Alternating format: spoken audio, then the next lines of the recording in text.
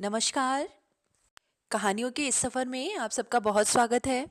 आज हम सुनेंगे मुंशी प्रेमचंद जी की मानसरोवर में संकलित कहानी प्रेम सूत्र।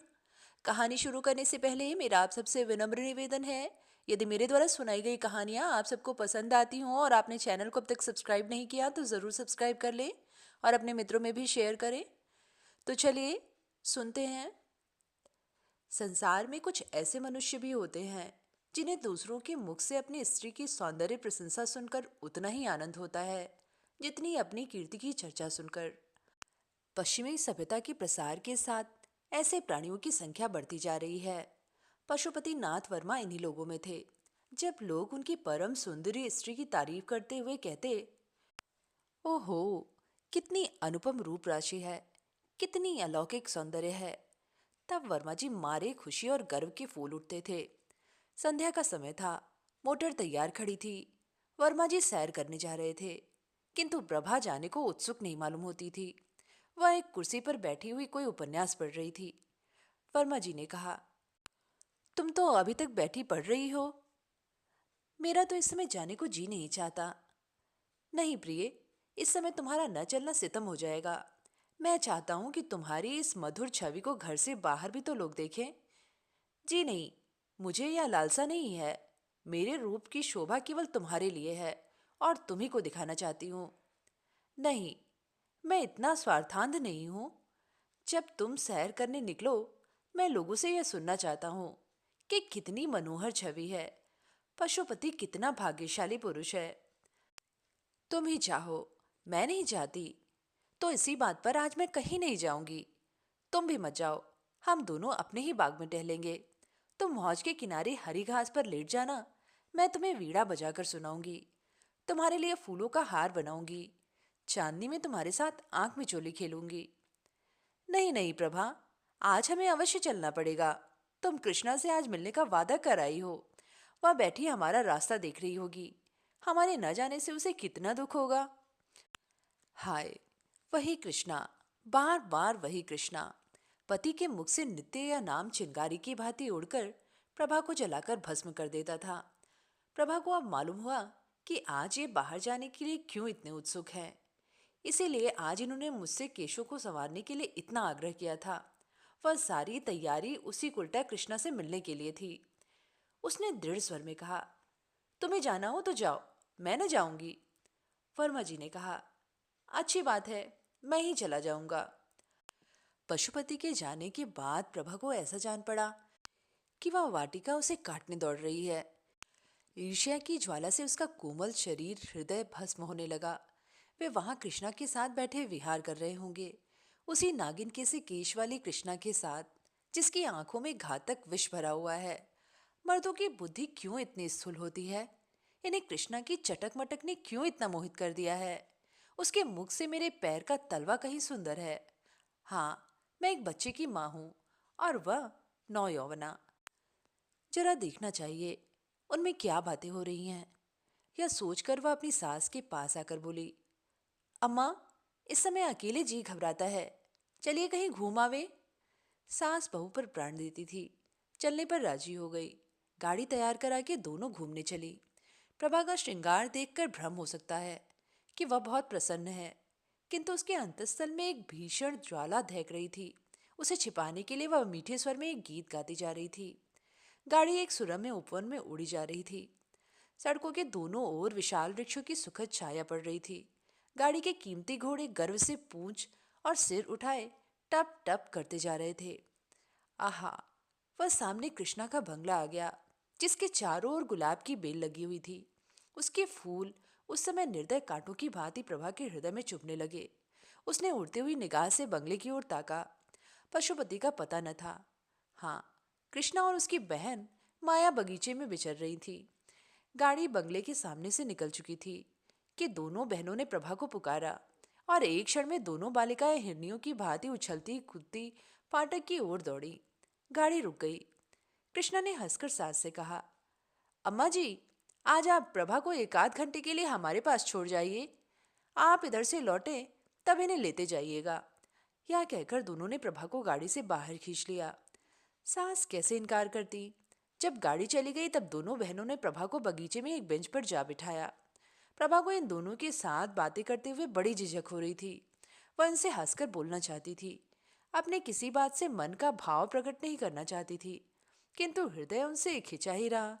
कृष्णा ने प्रभा की साड़ी पर एक तीव्र दृष्टि डालकर कहा, बहन, क्या यह साड़ी अभी ली है? इसका गुलाबी रंग तो तुम पर नहीं खिलता, कोई और रंग क्यों नहीं लिया? प्रभा, उनकी पसंद है, मैं क्या करती? दोनों बहनें ठट्ठा मारकर हंस पड़ी। फिर माया ने कहा, उन महाशय की रुचि का क्या कहना, सारी दुनिया से निराली है। अभी इधर से गए हैं, सिर पर इससे भी अधिक लाल पगड़ी थी। सहसा पशुपति भी शहर से निकलता हुआ सामने से निकला। प्रभा को दोनों बहनों के साथ देखकर उसके जी में आया कि मोटर रोक ले। वह अकेले इन दोनों से मिलना शिष्टाचार के विरुद्ध समझता था, इसीलिए वह प्रभा को अपने साथ लाना चाहता था। जाते समय वह बहुत साहस करने पर भी मोटर से न उतर सका। प्रभा को वहां देखकर इस सुअवसर से लाभ उठाने की उसकी बड़ी इच्छा हुई, लेकिन दोनों बहनों की हास्य ध्वनि सुनकर वह संकोचवश न उतरा। थोड़ी देर तक तीनों रमणियां चुपचाप बैठी रहीं। तब कृष्णा बोली, पशुपति बाबू यहाँ आना चाहते थे, पर शर्म के मारे नहीं आए। मेरा विचार है कि संबंधियों को आपस में इतना संकोच न करना चाहिए। समाज का यह नियम कम से कम मुझे तो बुरा मालूम होता है। तुम्हारा क्या विचार है प्रभा? प्रभा ने व्यंग भाव से कहा, यह समाज का अन्याय है। प्रभा इस समय भूमि की ओर ताक रही थी, पर उसकी आंखों से ऐसा तिरस्कार निकल रहा था जिसने दोनों बहनों के परिहास को लज्जासूचक मौन में परिणत कर दिया। उसकी आंखों से एक चिंगारी सी निकली जिसने दोनों युवतियों के आमोद प्रमोद और उस कुवृत्ति को जला डाला जो प्रभा के पति परायण हृदय को वाणों से बेध रही थी। उस हृदय को जिसमें अपने पति के सिवा और किसी की कोई जगह न थी। माया ने जब देखा कि प्रभा इस वक्त क्रोध से भरी बैठी है, तब बेंच से उठ खड़ी हुई और बोली, आओ बहन, जरा टहले। यहाँ बैठे रहने से तो टहलना ही अच्छा है। प्रभा ज्यों की त्यों बैठी रही, पर वे दोनों बहनें बाग में टहलने लगीं। उस वक्त प्रभा का ध्यान उन दोनों के वस्त्राभूषण की ओर गया। माया बंगाल की गुलाबी रेशमी एक महीन साड़ी पहने हुए थी, जिसमें न जाने कितनी चुन्नटें पड़ी हुई थीं। उसके हाथ में एक रेशमी छतरी थी, जिसे उसने सूर्य की अमित किरणों से बचने के लिए खोल लिया था। कृष्णा के वस्त्र भी वैसे ही थे। हाँ, उसकी साड़ी पीले रंग की थी और उसके घूंघर वाले बाल साड़ी के नीचे से निकलकर माथे और गालों पर लहरा रहे थे। प्रभा ने एक ही निगाह से ताड़ लिया कि इन दोनों युवतियों में किसी को उसके पति से प्रेम नहीं है। केवल आमोद लिप्सा के वशीभूत होकर यह स्वयं बदनाम होंगी और उसके सरल हृदय पति को भी बदनाम कर देंगी।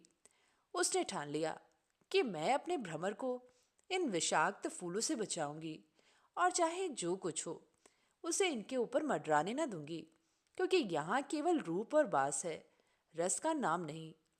प्रभा अपने घर लौटते ही उस कमरे में गई। उसकी लड़की शांति अपनी दाई की गोद में खेल रही थी। अपनी नन्ही जीती जागती गुड़िया की सूरत देखते ही प्रभा की आंखें सजल हो गईं। उसने मातृ स्नेह से विभोर होकर बालिका को गोद में उठा लिया, मानो किसी भयंकर पशु से उसकी रक्षा कर रही हैं। उस दुस्सह वेदना की दशा में उसके मुंह से यह शब्द निकल गया, बच्ची, तेरे बाप को लोग तुझसे छीनना चाहते हैं। हाय, तू क्या अनाथ हो जाएगी? नहीं नहीं, अगर मेरा बस चलेगा तो मैं इन निर्बल हाथों से उन्हें बचाऊंगी। आज से प्रभा विषाद में भावनाओं में मग्न रहने लगी। आने वाली विपत्ति की कल्पना करके कभी कभी भयातुर होकर चिल्ला पड़ती। उसकी आंखों में उस विपत्ति की तस्वीर खिंच जाती जो उसकी ओर कदम बढ़ाए चली आती थी। पर उस बालिका की तोतली बातें और उसकी आंखों की निसंक ज्योति प्रभा के विकल हृदय को शांत कर देती। वह लड़की को गोद में उठा लेती और वह मधुर हास्य छवि जो बालिका के पतले पतले गुलाबी होठों पर खेलती होती प्रभा की सारी शंकाओं और बाधाओं को छिन्न भिन्न कर देती। उन विश्वास में नेत्रों में आशा का प्रकाश उसे आश्वस्त कर देता। हाँ, अभागिनी प्रभा, तू जानती है क्या होने वाला है। ग्रीष्मकाल की चांदनी रात थी। सप्तमी का चांद प्रकृति पर अपना मंद शीतल प्रकाश डाल रहा था। पशुपति मौसिरी की एक डाली हाथ से पकड़े और तने से चिपटा हुआ माया के कमरे की ओर टकटकी लगाए ताक रहा था। कमरे का द्वार खुला हुआ था और शांत निशा में रेशमी साड़ी की सरसराहट के साथ दो रमणियों की मधुर हास्य ध्वनि मिलकर पशुपति के कानों तक पहुंचते पहुंचते आकाश में विलीन हो जाती थी। एकाएक दोनों बहनें कमरे से निकली और उसी ओर चली जहां पशुपति खड़ा था। जब दोनों उस वृक्ष के पास पहुंची तब पशुपति की परछाई देखकर कृष्णा चौंक पड़ी और बोली, हे बहन, यह क्या है? पशुपति वृक्ष के नीचे से आकर सामने खड़ा हो गया। कृष्णा उसे पहचान गई और कठोर स्वर में बोली, आप यहाँ क्या करते हैं? बतलाइए, यहाँ आपका काम क्या है? बोलिए जल्दी। पशुपति की सिट्टी पिट्टी गुम हो गई। इस अवसर के लिए उसने जो प्रेम वाक्य रटे थे वे सब विस्मित हो गए। सशंक होकर बोला, कुछ नहीं प्रिय, आज संध्या समय जब मैं अपने मकान के सामने से आ रहा था तब मैंने आपको अपनी बहन से कहते हुए सुना कि आज रात को आप इस वृक्ष के नीचे बैठकर चांदनी का आनंद उठाएंगी। मैं भी आपसे कुछ कहने के लिए, आपके चरणों पर अपना समर्पित करने के लिए। यह सुनते ही कृष्णा की आंखों से चंचल ज्वाला सी निकलने लगी और उसके होठों पर व्यंग्यपूर्ण हास्य की झलक दिखाई दी। बोली, महाशय, आप तो आज एक विचित्र अभिनय करने लगे। कृपा करके पैरों पर से उठिए और जो कुछ कहना चाहते हैं जल्द कह डालिए, और जितने आंसू गिराने हो 1 सेकंड में गिरा दीजिए। मैं रुक रुक कर और घिघिया घिघिया कर बातें करने वालों को पसंद नहीं करती। हाँ, और जरा बातें और रोना साथ साथ ना हो। कहिए, क्या कहना चाहते हैं? आप ना कहेंगे? लीजिए, समय बीत गया, मैं जाती हूँ। कृष्णा वहां से चल दी। माया भी उसके साथ ही चली गई। पशुपति एक क्षण तक वहां खड़ा रहा, फिर वह भी उनके पीछे पीछे चला, मानो वह सुई है जो चुंबक के आकर्षण से आप ही आप खींची चली जाती है। सहसा कृष्णा रुक गई और बोली, सुनिए पशुपति बाबू, आज संध्या समय प्रभा की बातों से मालूम हो गया कि उन्हें आपका और मेरा मिलना जुलना बिल्कुल नहीं भाता। पशुपति, प्रभा की तो आप चर्चा ही छोड़ दीजिए। कृष्णा, क्यों छोड़ दूं? क्या वह आपकी स्त्री नहीं है? आप इस समय उसे घर में अकेली छोड़कर मुझसे क्या कहने के लिए आए हैं? यही कि उसकी चर्चा न करूं? पशुपति, जी नहीं, क्या कहने के लिए कि अब वह विराग्नि नहीं सही जाती। कृष्णा ने ठट्ठा मारकर कहा, आप तो इस कला में बहुत निपुण जान पड़ते हैं। प्रेम, समर्पण, विराग्नि, यह शब्द आपने कहाँ सीखे? पशुपति, कृष्णा, मुझे तुमसे इतना प्रेम है कि मैं पागल हो गया हूँ। कृष्णा, तुम्हें प्रभा से क्यों प्रेम नहीं? पशुपति, मैं तो तुम्हारा उपासक हूँ। कृष्णा, लेकिन यह क्यों भूल जाते हो कि तुम प्रभा के स्वामी हो? पशुपति, तुम्हारा तो दास हो। कृष्णा, मैं ऐसी बातें नहीं सुनना चाहती। पशुपति, तुम्हें मेरी एक एक बात सुननी पड़ेगी। तुम जो चाहो वह करने को मैं तैयार हूं। कृष्णा, अगर यह बातें कहीं वह सुन ले तो? पशुपति, सुन ले तो सुन ले, मैं हर बात के लिए तैयार हूं। मैं फिर कहता हूं, अगर तुम्हारी मुझ पर कृपा दृष्टि ना हुई तो मैं मर जाऊंगा। कृष्णा, तुम्हें यह बात करते समय अपनी पत्नी का ध्यान नहीं आता? पशुपति, मैं उसका पति नहीं होना चाहता। मैं तो तुम्हारा दास होने के लिए बनाया गया हूं। वह सुगंध जो इस समय तुम्हारी गुलाबी साड़ी से निकल रही है, मेरी जान है। तुम्हारे ये छोटे छोटे पांव मेरे प्राण हैं। तुम्हारी हंसी, तुम्हारी छवि, तुम्हारा एक एक अंग मेरे प्राण हैं। मैं केवल तुम्हारे लिए पैदा हुआ हूँ। कृष्णा, भाई अब तो सुनते सुनते कान भर आए। यह व्याख्यान और यह गद्य काव्य सुनने के लिए मेरे पास समय नहीं है। आओ माया, मुझे तो सर्दी लग रही है, चलकर अंदर बैठे। यह निष्ठुर शब्द सुनकर पशुपति की आंखों के सामने अंधेरा छा गया, मगर अब भी उसका मन यही चाहता था कि कृष्णा के पैरों पर गिर पड़े और इससे भी करुण शब्दों में अपनी प्रेम कथा सुनाए। किंतु दोनों बहनें इतनी देर में अपने कमरे में पहुंच चुकी थीं और द्वार बंद कर लिया था। पशुपति के लिए निराश घर लौट जाने के सिवा कोई चारा न रह गया।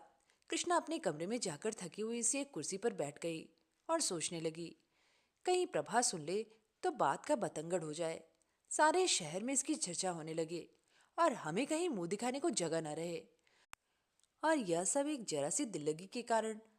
पर पशुपति का प्रेम सच्चा है, इसमें संदेह नहीं।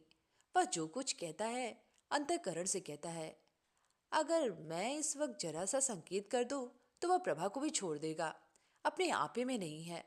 जो कुछ कहूं वह करने को तैयार है। लेकिन नहीं, प्रभा, डरो मत, मैं तुम्हारा सर्वनाश न करूंगी। तुम मुझसे बहुत नीचे हो। यह मेरे अनुपम सौंदर्य के लिए गर्व की बात नहीं कि तुम जैसी रूप विहीना से बाजी मार ले जाऊं। अभागे पशुपति, तुम्हारे भाग्य में जो कुछ लिखा था वह हो चुका।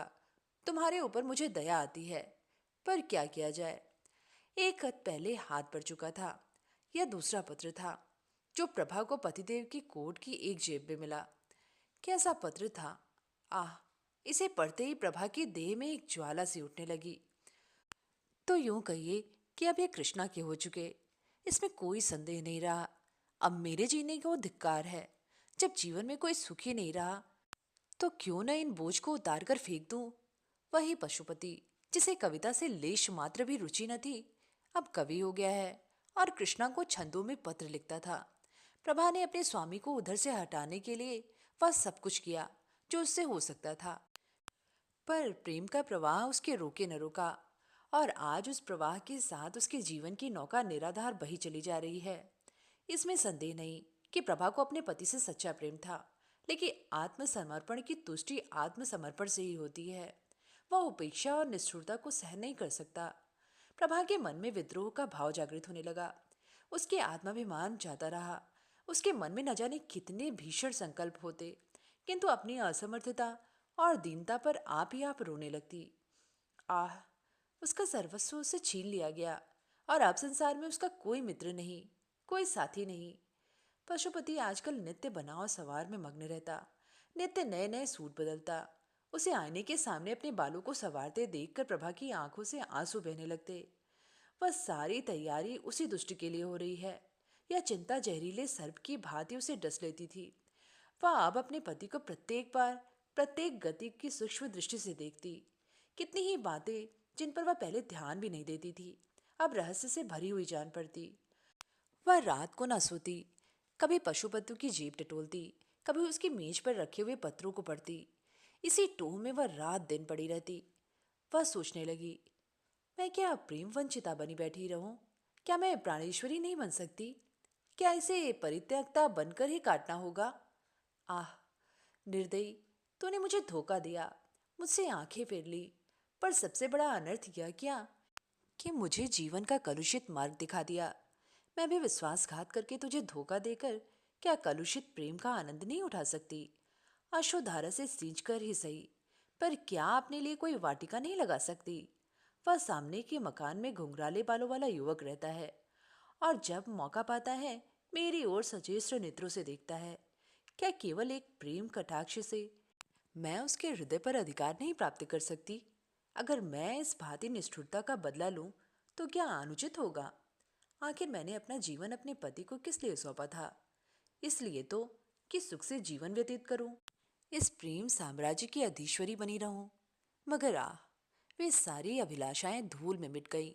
अब मेरे लिए क्या रह गया है? आज यदि मैं मर जाऊं तो कौन रोएगा? नहीं, घी के चिराग जलाए जाएंगे। कृष्णा हंसकर कहेगी, अब बस हम हैं और तुम। हमारे बीच में कोई बाधा, कोई कंटक नहीं है। आखिर प्रभा इन कलुषित भावनाओं के प्रवाह में बह चली। उसके हृदय में रातों को, निद्रा और आशा विहीन रातों को बड़े प्रबल वेग से यह तूफान उठने लगा। प्रेम तो अब अन्य किसी पुरुष के साथ न कर सकती थी। यह व्यापार तो जीवन में केवल एक बार ही होता है, लेकिन वह प्राणेश्वरी अवश्य बन सकती थी। उसके लिए एक मधुर मुस्कान, एक बाकी निगाह काफी थी। और जब वह किसी की प्रेमिका हो जाएगी तो यह विचार कि मैंने पति से उसकी बेवफाई का बदला ले लिया कितना आनंदप्रद होगा। तब वह उसके मुख की ओर कितने गर्व, कितने संतोष, कितने उल्लास से देखेगी। संध्या का समय था। पशुपति सैर करने गया था। प्रभा कोठे पर चढ़ गई और सामने वाले मकान की ओर देखा। घुंघराले बालों वाला लड़का उसके कोठे की ओर ताक रहा था। प्रभा ने आज पहली बार उस युवक की ओर मुस्कुरा कर देखा। युवक भी मुस्कुराया और अपनी गर्दन झुकाकर मानो यह संकेत किया कि आपकी प्रेम दृष्टि का भिखारी हूं। प्रभा ने गर्व से भरी हुई दृष्टि इधर उधर दौड़ाई, मानो वह पशुपति से कहना चाहती थी, तुम इस उल्टा के पैरों पड़ते हो और समझते हो कि मेरे हृदय को चोट नहीं लगती। लो, तुम भी देखो और अपने हृदय पर चोट लगने दो। तुम उसे प्यार करो, मैं भी इससे हंसो बोलो। क्यों, यह अच्छा नहीं लगता? इस दृश्य को शांत चित्त से नहीं देख सकते? क्यों, रक्त खौलने लगता है? मैं वही तो कह रही हूं जो तुम कर रहे हो। आह, यदि पशुपति को ज्ञात हो जाता कि मेरी निष्ठुरता ने इस सती के हृदय की कितनी कायाकल्प कर दी है, तो क्या उसे अपने कृत्य पर पश्चाताप न होता? क्या वह अपने किए पर लज्जित न होता? प्रभा ने उस युवक से इशारे में कहा, आज हम और तुम पूर्व वाले मैदान में मिलेंगे, और कोठे के नीचे उतर आई। प्रभा के हृदय में इस समय एक वही उत्सुकता थी जिसमें प्रतिकार का आनंद मिश्रित था। वह अपने कमरे में जाकर अपने चुने हुए आभूषण पहनने लगी। एक क्षण में वह एक फालसई रंग की रेशमी साड़ी पहने कमरे से निकली और बाहर जाना ही चाहती थी कि शांता ने पुकारा, अम्मा जी, आप कहाँ जा रही हैं? मैं भी आपके साथ चलूंगी। प्रभा ने झट बालिका को गोद में उठा लिया और उसे छाती से लगाते ही उसके विचारों ने पलटा खाया।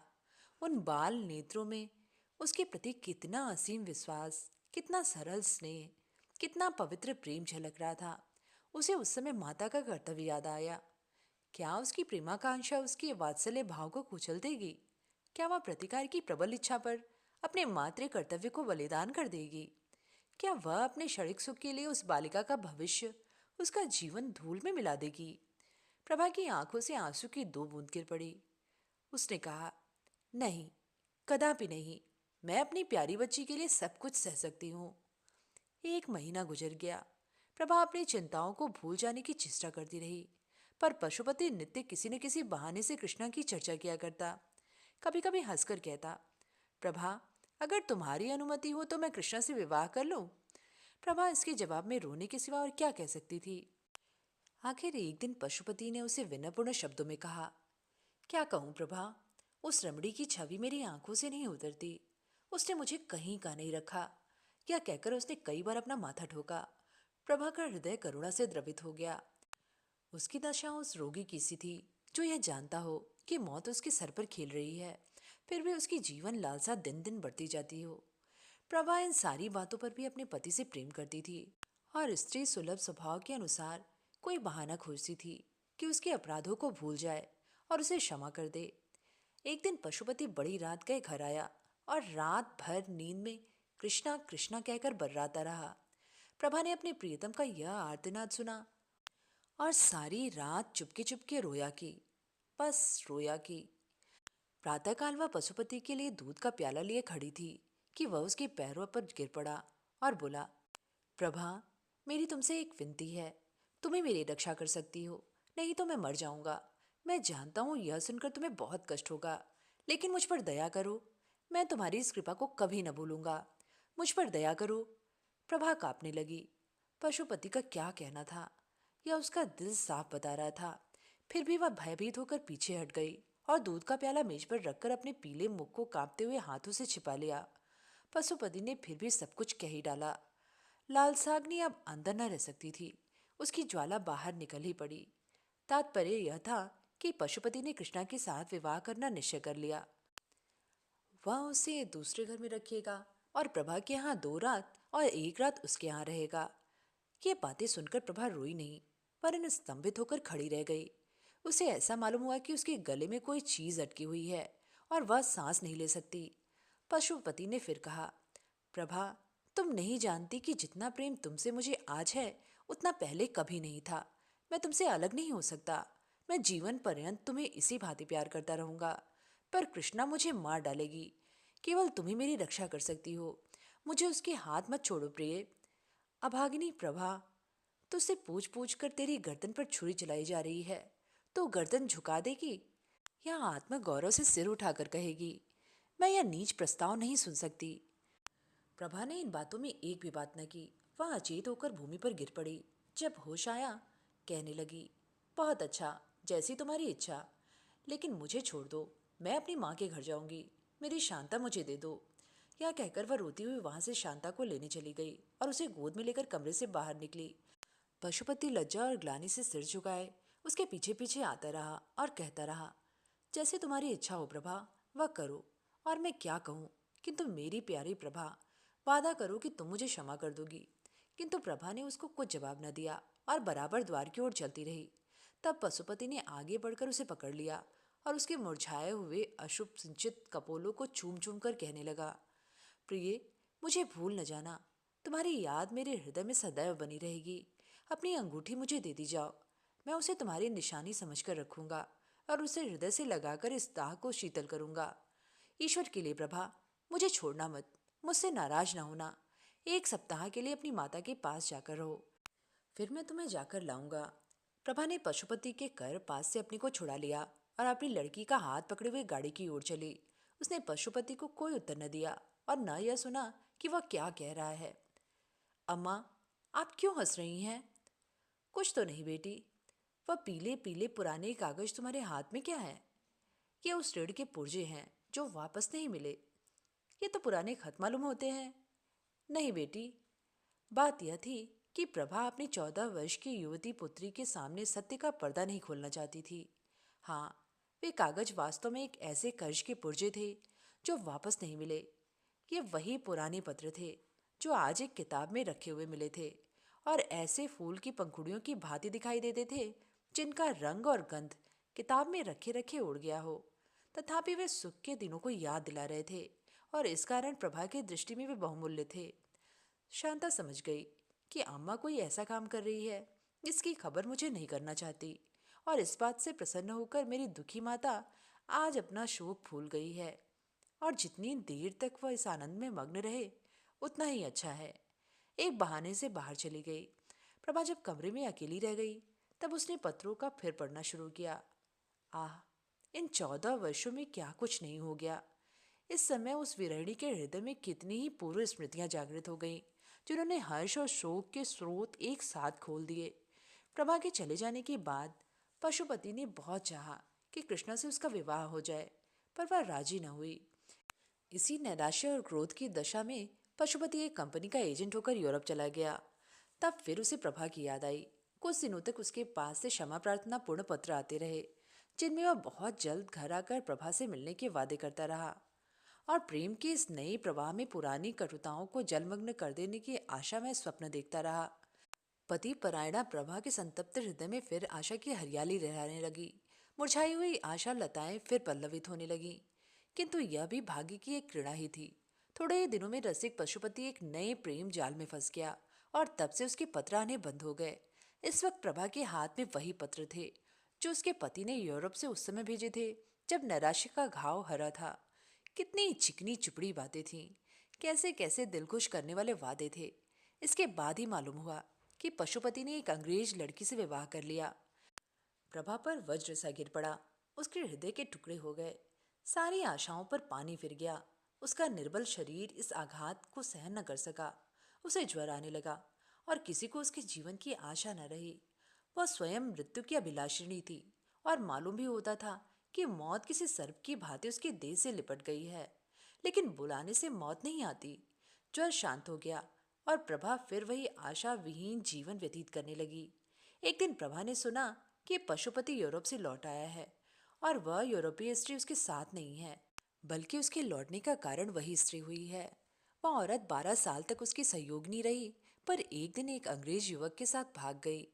इस भीषण और अत्यंत कठोर आघात ने पशुपति की कमर तोड़ दी। वह नौकरी छोड़कर घर चला आया। अब उसकी सूरत इतनी बदल गई है कि उसके मित्र लोग उससे बाजार में मिलते तो उसे पहचान न सकते थे। मालूम होता था कोई बूढ़ा कमर झुकाए चला आता है। उसके बाल तक सफेद हो गए। घर आकर पशुपति ने एक दिन शांता को बुला भेजा। इस तरह शांता उसके घर आने जाने लगी। वह अपने पिता की दशा देखकर मन ही मन कुढ़ती थी।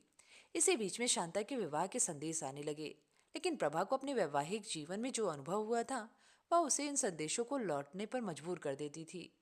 वह सोचती, कहीं इस लड़की की भी वही गति न हो जो मेरी हुई है। उसे ऐसा मालूम होता है कि यदि शांता का विवाह हो गया तो इस अंतिम अवस्था में भी मुझे चैन न मिलेगा और मरने के साथ मैं पुत्री का शोक लेकर जाऊंगी। लेकिन अंत में एक ऐसे अच्छे घराने में संदेश आया जहां प्रभा उसे ना ही न कर सकी। घर बहुत ही संपन्न था, पर भी बहुत ही सुयोग्य। प्रभा को स्वीकार ही करना पड़ा, लेकिन पिता की अनुमति भी आवश्यक थी। प्रभा ने इस विषय में पशुपति को एक पत्र लिखा और शांता के हाथ भेज दिया। जब शांता पत्र लेकर चली तब प्रभा भोजन बनाने लगी। भांति भांति की अमंगल कल्पनाएं उसके मन में आने लगी और चूल्हे से निकलते धुएं में उसे एक चित्र सा दिखाई दिया कि शांता के पतले पतले होठ सूखे हुए हैं और वह कांप रही है। और जिस तरह प्रभा पतिगृह से आकर माता की गोद में गिर गई थी, उसी तरह शांता भी आकर माता की गोद में गिर पड़ी है। पशुपति ने प्रभा का पत्र पढ़ा तो उसे चुप सी लग गई। उसने अपना सिगरेट जलाया और जोर जोर कश खींचने लगा। सहसा वह शांता के पास आकर खड़ा हो गया और कांपते हुए स्वर में बोला, बेटी, जिस घर को तेरी माँ स्वीकार करती हो उसे मैं कैसे नाई कर सकता हूँ। उन्होंने बहुत सोच समझकर हामी भरी होगी। ईश्वर करे तुम सदा सौभाग्यवती रहो। मुझे दुख है तो इतना कि जब तू अपने घर चली जाएगी तब तेरी माता अकेली रह जाएगी। कोई उसके आंसू पोंछने वाला न रहेगा। कोई ऐसा उपाय सोच कि तेरी माता का क्लेश दूर हो जाए और मैं भी इस तरह मारा मारा ना फिरूं। ऐसा उपाय तू ही निकाल सकती है। संभव है लज्जा और संकोच के कारण मैं अपने हृदय की बात तुझसे कभी न कह सकता, लेकिन अब तू जा रही है और मुझे संकोच का त्याग करने के सिवा कोई उपाय नहीं है। तेरी माँ तुझे प्यार करती है और तेरा अनुरोध कभी नहीं टालेगी। मेरी दशा तो तू अपनी आंखों से ही देख रही है। यही उनसे कह देना। जा, तेरा सौभाग्य अमर हो। शांता रोती हुई पिता की छाती से लिपट गई और यह समय से पहले बूढ़ा हो जाने वाला मनुष्य अपनी दुर्वासनाओं का दंड भोगने के बाद पश्चाताप और ग्लानि के आंसू बहा बहा कर शांता के केश राशि को भिगोने लगा। पति परायणा प्रभा क्या शांता का अनुरोध टाल सकती थी। इस प्रेम सूत्र ने दोनों भग्न हृदय को सदैव के लिए मिला दिया। तो ये थी कहानी प्रेम सूत्र। कहानी आप सबको कैसी लगी नीचे कमेंट में लिख के ज़रूर बताइएगा। फिर मिलेंगे एक नई कहानी के साथ। धन्यवाद।